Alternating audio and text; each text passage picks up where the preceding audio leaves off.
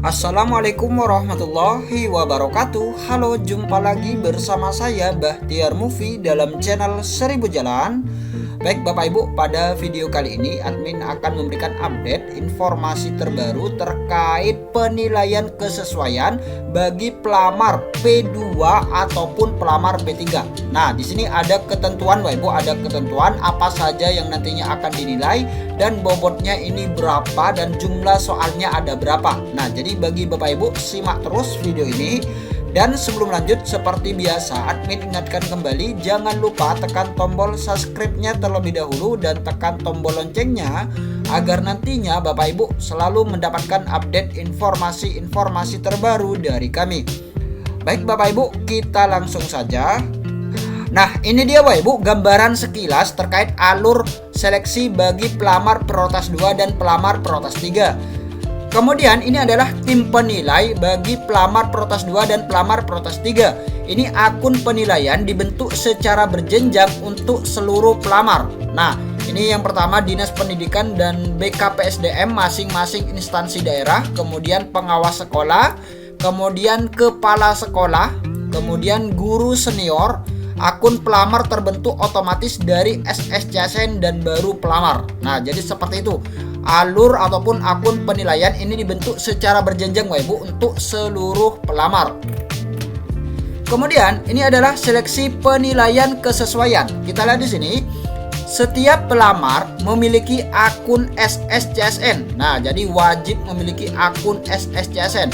Setiap penilai memiliki akun penilaian yang tersinkron dengan akun pelamar di masing-masing sekolah induk. Nah, jadi ini dia Bapak Ibu.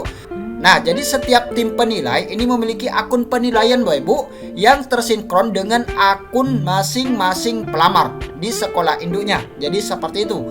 Kemudian akun pelamar akan dibaca oleh penilai atau observer untuk memberikan penilaian. Nah, ini dia Bapak Ibu.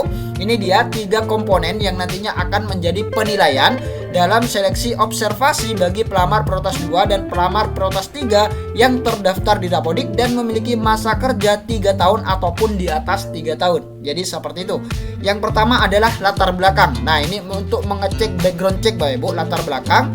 Pemeriksaan latar belakang dilaksanakan untuk memastikan tidak adanya keterlibatan dalam kegiatan perundungan, kekerasan seksual, penyalahgunaan narkotika, psikotropika, dan zat adiktif lainnya, serta intoleransi pelamar akan dinilai oleh Dinas Pendidikan dan BKPSDM. Nah, jadi untuk penilaian latar belakang ataupun background check ini nantinya akan dinilai oleh Dinas Pendidikan dan BKPSDM masing-masing daerah. Nah, jadi ini untuk mengecek Bapak Ibu apakah pelamar ini memiliki track record yang buruk atau tidak. Jadi seperti itu. Kemudian yang kedua yaitu kompetensi. Nah, jadi komponen yang kedua adalah kompetensi yang akan dinilai dari pelamar prioritas 2 dan pelamar prioritas 3. Dan untuk kompetensi ini memiliki bobot sebanyak 40%. Nah, ini untuk kompetensi. Pelamar akan dinilai kompetensinya di sekolah induknya. Nah, jadi nantinya akan dinilai di sekolah induknya. Misalkan nantinya Bapak Ibu melamar di sekolah lain, misalkan melamar di sekolah A misalkan. Maka nantinya Bapak Ibu untuk penilaian kompetensi nantinya akan dinilai di sekolah induknya di mana tempat Bapak Ibu mengajar. Jadi seperti itu. Ini akan dinilai oleh kepala sekolah masing-masing, kemudian guru senior di sekolah tersebut dan juga pengawas sekolah yang ditugaskan. Nah, jadi itu dia Bapak Ibu tim penilai untuk kompetensi bagi guru honorer di sekolah induknya. Kemudian komponen berikutnya yang akan dinilai yaitu kinerja. Nah, untuk kinerja ini memiliki bobot 60% Bapak Ibu, lebih besar dari kompetensi. Kita lihat di sini. Pelamar akan dinilai kinerjanya di sekolah induknya oleh. Nah, ini Bapak Ibu, yang pertama adalah kepala sekolah. Nah, jadi langsung akan dinilai oleh kepala sekolah terkait kinerja guru honorer ini. Kemudian yang kedua adalah dari guru senior. Nah, jadi guru senior yang ada di sekolah induknya. Kemudian yang ketiga adalah pengawas sekolah yang ditugaskan. Nah, jadi itu dia Bapak Ibu, 3 tim penilai yang nantinya akan menilai kinerja dari para guru honorer yang masuk prioritas 2 dan prioritas 3. Kemudian hasil penilaian kinerja kemudian akan diverifikasi oleh Dinas Pendidikan dan BKPSDM berdasarkan portofolio guru dengan skala 60 sampai dengan 100%. Nah, jadi seperti itu untuk penilaian kinerja. Kemudian ini adalah teori indikator kompetensi Bapak Ibu. Ini adalah indikator dari kompetensi. Ini merujuk pada Undang-Undang Guru dan Dosen nomor 14 tahun 2005 tentang kompetensi profesional, pedagogik, sosial, dan kepribadian. Dan juga merujuk pada Undang-Undang ASN Bapak Ibu nomor 5 tahun 2014 tentang kompetensi teknis, manajerial, dan sosiokultural. Nah, jadi kompetensi guru ini menggabungkan dua undang-undang ini, yaitu Guru dan Dosen dan juga Undang-Undang ASN. Kemudian perasan indikator. Nah, ini deh, ini lebih rincinya, yaitu kompetensi Undang-Undang Guru. Ini terdiri dari kepribadian, pedagogik, profesional, dan sosial. Kemudian kompetensi Undang-Undang ASN ini terdiri dari teknis. Nah, jadi kepribadian, pedagogik, dan profesional ini masuk dalam teknis. Nah, jadi seperti itu. Kemudian untuk yang manajerial dan sosiokultural ini masuk dalam yang sosial. Nah, jadi seperti itu untuk indikator dalam kompetensi penilaian.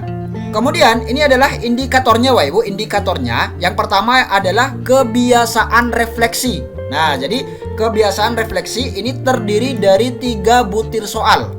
Kemudian pembelajaran, yaitu soal-soal yang berkaitan dengan pembelajaran. Ini terdiri dari 3 soal juga.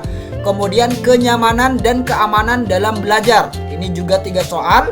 Kemudian efektivitas pembelajaran dan asesmen. Ini juga 3 soal. Kemudian struktur pengetahuan. Ini juga 3 soal. Nah, jadi seperti itu untuk yang kompetensi teknis.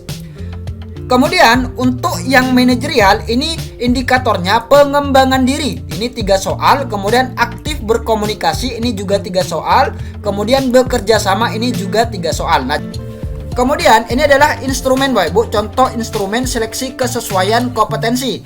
Dalam melakukan pendekatan, kandidat melakukan, mencatat kekurangan, 2, kemudian meminta masukan untuk perbaikan individu secara berkesinambungan, 1, kemudian refleksi bersama serta meminta masukan, ini 4, kemudian selalu meminta pendapat tentang diri sendiri, ini 3. Nah, jadi seperti itu untuk instrumen dan juga indikator dalam seleksi kompetensi bagi pelamar prioritas 2 dan pelamar prioritas 3. Nah, ini dia Bapak Ibu, ini untuk kisi-kisi instrumen penilaian kinerja. Nah, ini dia kisi-kisinya bagi Bapak Ibu yang nantinya akan dites kinerjanya. Kita lihat yang pertama adalah aspek perilaku. Ini orientasi pelayanannya. Nah, jadi orientasi pelayanannya ini bagaimana, kemudian komitmennya ini seperti apa, kemudian kerjasamanya, kemudian kepemimpinannya. Nah, jadi seperti itu 4 aspek perilaku yang nantinya akan dinilai dalam penilaian kesesuaian ataupun kinerja. Nah, untuk tim penilai ini 2 hari Bapak Ibu, 2 hari H1 dan juga H2. Ini kepala sekolah, guru senior, dan pengawas sekolah. Kemudian verifikator ini 5 hari Bapak Ibu, H3 sampai dengan H7. Ini Dinas Pendidikan dan BKPSDM. Kemudian portofolio guru. Nah, jadi seperti itu. Ini adalah tim penilai melakukan penilaian dengan mempertimbangkan 4 aspek kinerja, yaitu orientasi pelayanan, komitmen kerjasama, dan kepemimpinan. Nah, jadi ini dia Bapak Ibu, 4 aspek inilah yang nantinya akan dinilai oleh tim penilai. Kemudian hasil penilaian dari tim penilai ini akan diakumulasikan Bapak Ibu dengan pembobotan yang tadi, yaitu 40% dan 60%. Nah, ini dia pembobotan hasil akhir tim penilai X persentase persetujuan. Nah, jadi seperti itu untuk hasil akhir penilai. Nah, ini dia Bapak Ibu persentase persetujuan. Nah, jadi untuk 1 ini 60%, kemudian 2 70%, 3 80%, 4 90%, dan 5 adalah 100%. Dan yang terakhir adalah skor kinerja. Nah, jadi seperti itu untuk kisi-kisi instrumen penilaian kesesuaian ataupun kinerja. Nah, jadi seperti itu Bapak Ibu alur ataupun sistem penilaian bagi pelamar prioritas 2 dan pelamar prioritas 3. Semoga video ini bermanfaat. Wassalamualaikum warahmatullahi wabarakatuh.